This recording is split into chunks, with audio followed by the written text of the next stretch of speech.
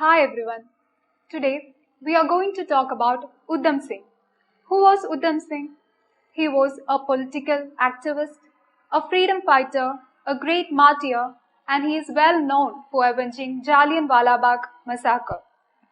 He was also part of Ghadar party during his revolutionary days as well. So before going further into the topic, let us discuss why he is in news now. He is in news because it was his 121st birth anniversary on previous month, December 26. Now let us talk about his early life. He was born in Sunam Sankru district of Punjab on 26th of December 1899. His early name was Sher Singh. He lost his parents at a very young age and he was admitted to Central Khalsa Orphanage in Amritsar, and there he was administered with Sikh rites and changed his name from Sher Singh to UDHAM Singh. Later, after his matriculation in 1918, he left the orphanage, and after that he began involving in revolutionary activities, and he was deeply inspired by Bhagat Singh and his revolutionary groups. Now, before going into further details about his story of revenge, let me give a short glimpse about the political background that was happening in India during 1990.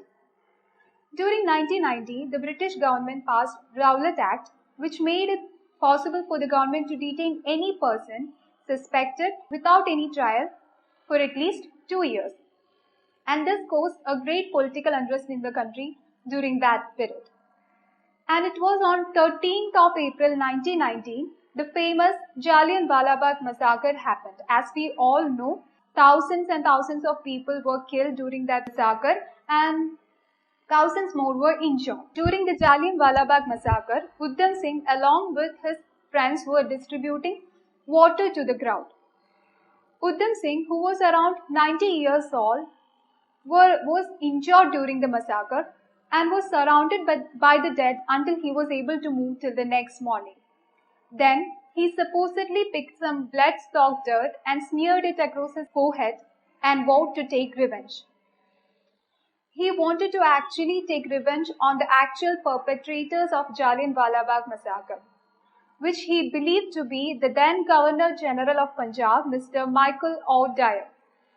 And later, in 1924, he was involved in Ghadar party, the party of or the group of overseas Indians, which meant to ousted British from India.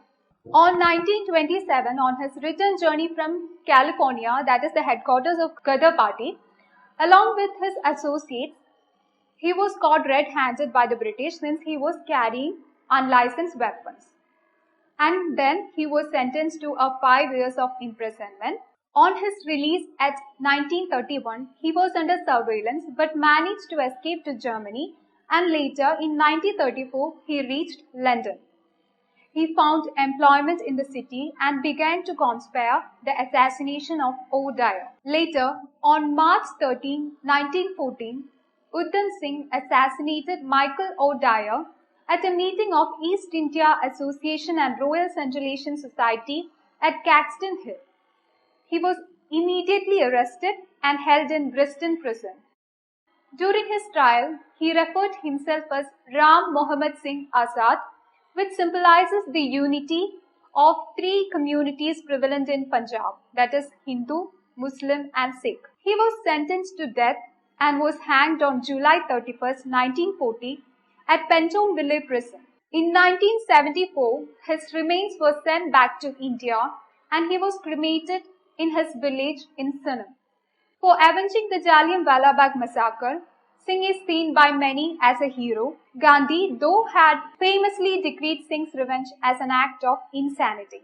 To this day, UDHAM Singh is regarded as one of the foremost revolutionaries of India's freedom struggle. Now, let us discuss some of the homages bestowed by Indian government on UDHAM Singh. Later, on 13th of March 2018, a 10 feet tall statue of UDHAM Singh was installed in Jallianwala massacre entrance. By this, I come to the end of the topic. Thank you.